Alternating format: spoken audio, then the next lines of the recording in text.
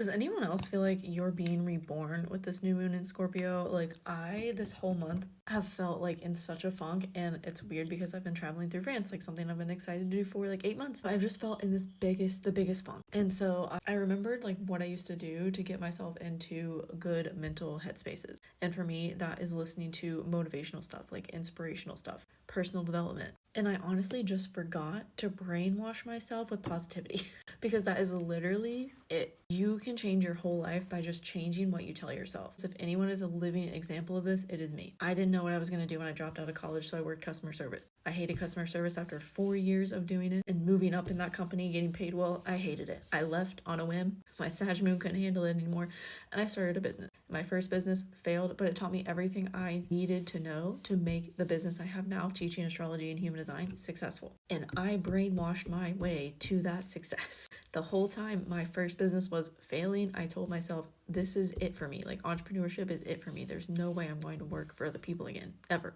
I'm going to figure out a way to make my own money. Whatever I had to do, I was willing to do it, as long as it didn't compromise my values and my sanity. But being homeless for a little bit, I could put up with that, and I did. And it all led me here because I just kept believing that I was doing it and that it was working the whole time, even when it didn't look like it was. And sure enough, it started to. And this is about to be a big collective theme. If you haven't been feeling this already, Mercury is going to be retrograde in Sagittarius, the sign that rules our philosophies of life and how we view the world, that shapes our literal reality. Mercury starts in the mind with what we tell ourselves, the stories, and how we communicate those to other people and ourselves. It starts on November 26th, will enter pre-shadow the day after the US election on November 6th.